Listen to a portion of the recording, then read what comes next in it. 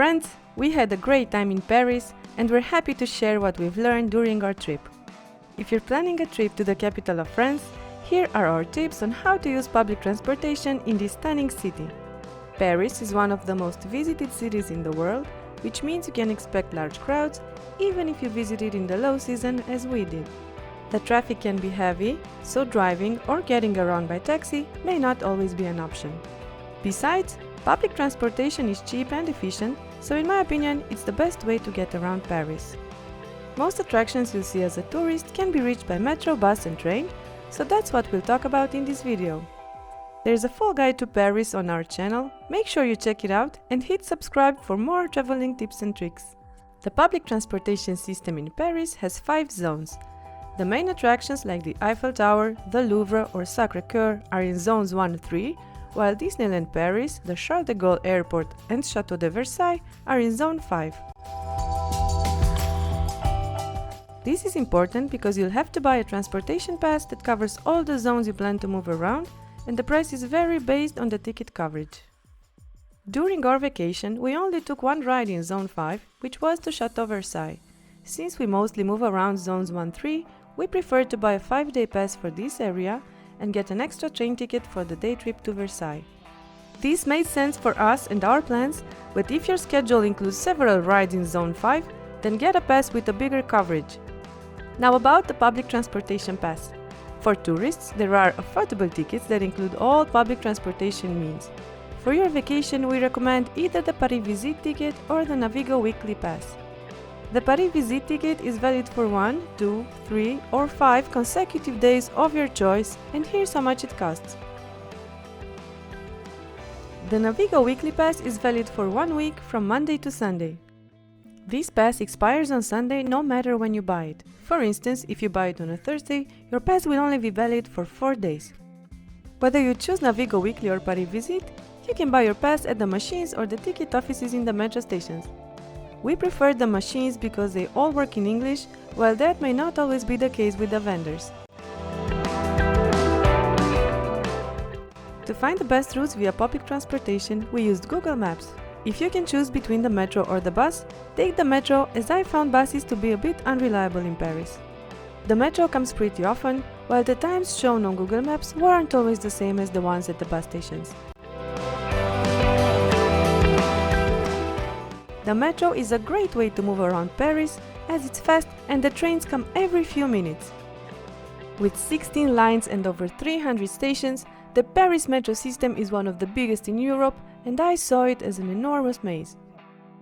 You'll walk a lot between the lines and different platforms.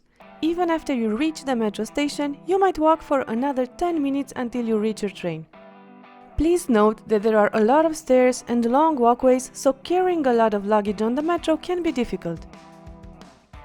Remember to wear comfortable shoes and follow the signs to find your train. If you don't have a ticket or a Paris Visit pass, you can buy one at the ticket machines or the vendor's office for 2.10 euros per ride. If you're using a contactless Navigo card, simply tap the card on the reader and walk through. If you're using a paper ticket like Paris Visit, insert the ticket into this slot, then enter. Take good care of your pass because workers randomly check tickets and the fines are not cheap. After you've entered the subway, follow the signs to find your train. They obviously travel both ways, so make sure you're on the right platform. On the train, they announce the next stops and they're well signaled on the platforms, so you'll know exactly when it's time to get off.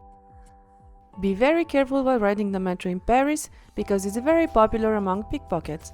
Don't carry a lot of cash on you, leave your passports in the safe at the hotel and always keep your purse on your front, making sure it is zipped. When you reach your destination, find your exit and get out through the doors marked with a green arrow. When leaving the stations, the barrier opens automatically so you don't need to scan your ticket again.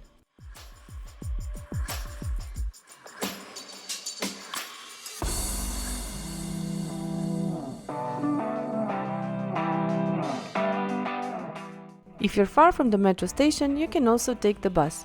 Use Google Maps to find your route to the destination. On this app you can also see the schedule, but in my experience the times on Google Maps weren't always accurate. However, at some bus stops there are displays showing the times when the buses arrive, those you can trust. When the bus arrives, you will always enter through the front door. If you have a pass, validate it here. If you don't, you can buy one from the driver. Same as on the metro, they announce the following stops, so when you approach your destination, press the red button to let the driver know you want to get off. Make sure you take the bus in the right direction. You can follow the stops on your route on Google Maps as you're traveling toward your destination. The direction written on the bus should match the one indicated by the route on Google Maps.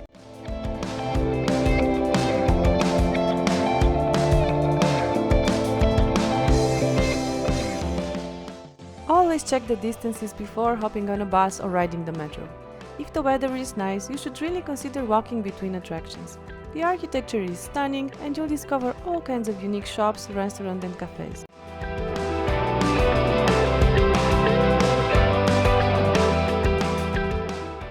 If you're going to Sacre-Coeur, don't let these stairs scare you.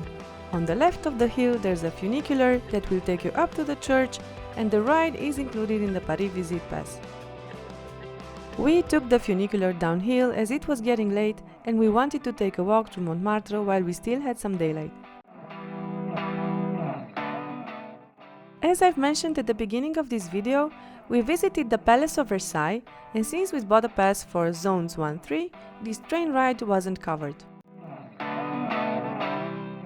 So we had to get an extra ticket from the machines at the train station, which, unlike the metro, had to be scanned at the exit.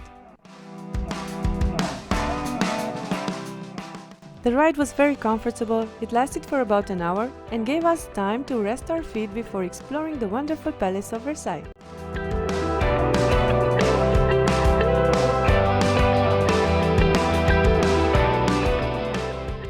Paris is one of my favorite places in the world. The culture, the history, the art, and of course the cuisine will make you want to go back again and again. Make sure to include in your trip a visit to the Louvre, the Eiffel Tower and the incredible Arc de Triomphe. There's a full Paris guide on our channel, make sure you check it out and subscribe for more recommendations and practical tips for your trip. Let us know in the comments. Have you ever been to Paris? Would you go?